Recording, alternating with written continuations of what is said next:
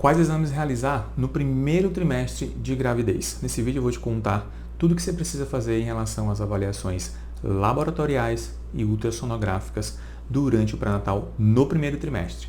Eu me chamo Alec Leverson, sou especialista em saúde materno-fetal.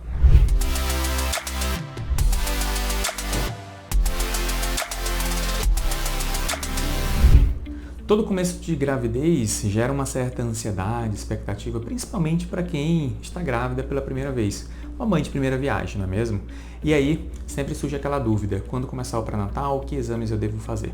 Eu vou trazer aqui para você os principais e mais importantes exames, aquilo que deve englobar a avaliação que deve ser feita no primeiro trimestre do pré-natal. Desde a primeira consulta, quando você for para uma avaliação, você deve fazer esses exames. Lembrando que é mais importante ainda se você conseguir fazer um planejamento pré-concepcional, uma programação metabólica, pelo menos 3, eu sempre recomendo no mínimo, na verdade, 6 meses, sempre que possível, porque aí você prepara o teu organismo para engravidar. Mas digamos que você já está grávida, você já está gestante e agora você precisa dar início ao seu pré-natal.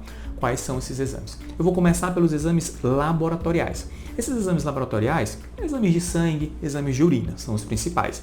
Tem aqueles exames que a gente considera como exames de rotina, que são recomendados como básicos, né? Que todo pré-natal minimamente precisa ser realizado, como tipagem sanguínea, hemograma, sorologias. Dentro dessas sorologias nós temos sorologias para hepatites B e C, nós temos a sorologia para infecções, como aqui, né, principalmente, minimamente deve ser feito toxoplasmose, pode ser feito ainda sorologia para rubéola, citomegalovírus, sorologias para o vírus da HIV, sorologia que chama VDRL, que é para infecção para sífilis, tá? Além disso, tem exame de urina também, pode ser feito um exame de urina simples, ele é bem inespecífico, mas pode ajudar numa triagem para infecção urinária, mas eu sempre gosto de solicitar a urocultura em conjunto para todos os pacientes por ser um exame mais específico e no caso de confirmada infecção urinária nós conseguimos saber que tipo de medicamento pode ser utilizado para o tratamento daquela infecção urinária.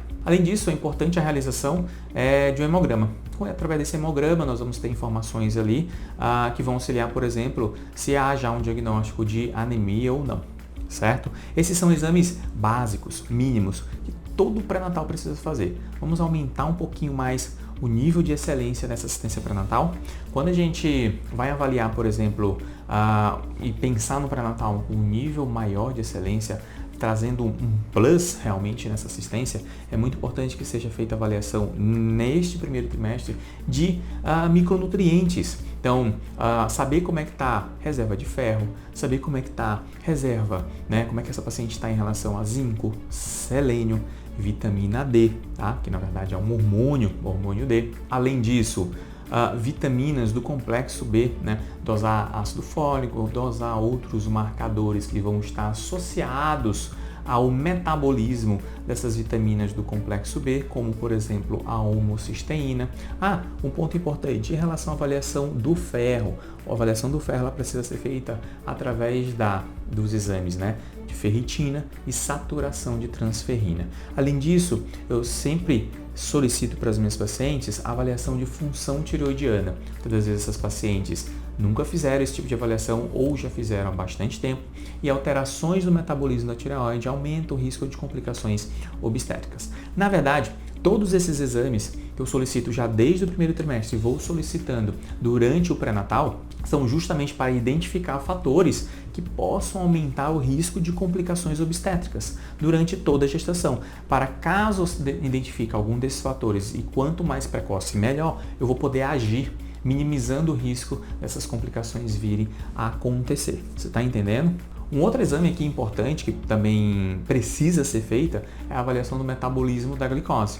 De maneira minimamente, eu nem falei no começo lá, né? Mas a glicemia de jejum ela deve ser feita nesse começo. Mas eu sempre solicito ali também uma insulina de jejum, uma hemoglobina glicada. Assim eu tenho uma avaliação melhor em relação a esse metabolismo, a essa fisiologia relacionada à glicose. Eu consigo já ter uma ideia o quanto de risco essa paciente pode ter, por exemplo, desenvolver um diabetes gestacional. Claro, considerando aí parâmetros relacionados à gravidez, à gestante, à saúde, algumas outras questões.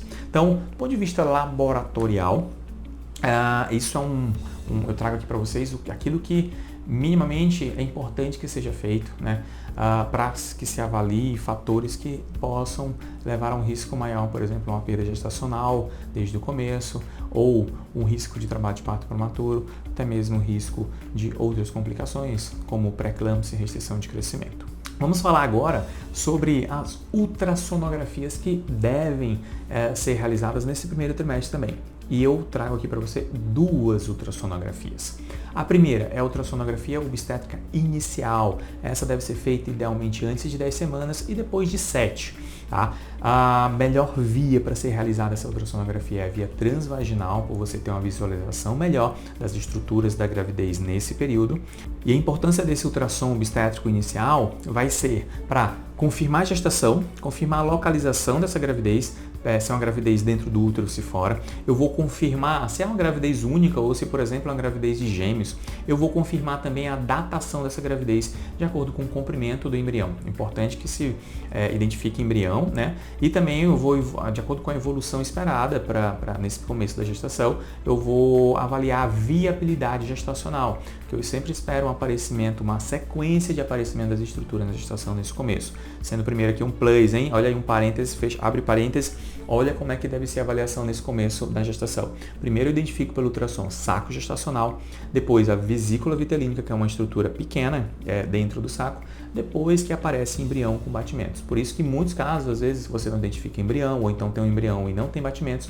Se esse é o primeiro ultrassom, a recomendação é repetir dentro de 1 semana ou 2 semanas, para ter certeza em relação a essa evolução, em relação a essa viabilidade gestacional.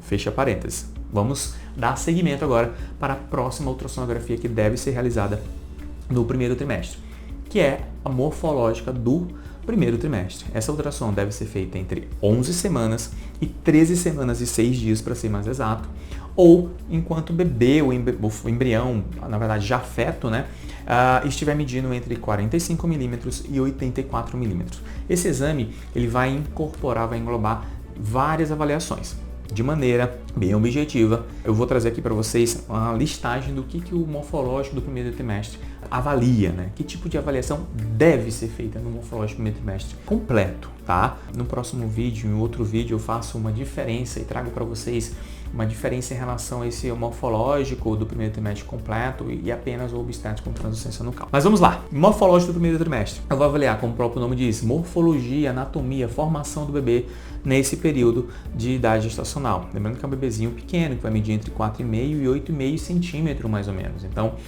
tem as suas limitações, mas a gente já consegue sim identificar algumas alterações, malformações maiores, mais sérias, mais graves. Além disso, eu vou identificar marcadores ultrassonográficos para cromossomopatias, tendo a síndrome de Down a mais conhecida delas.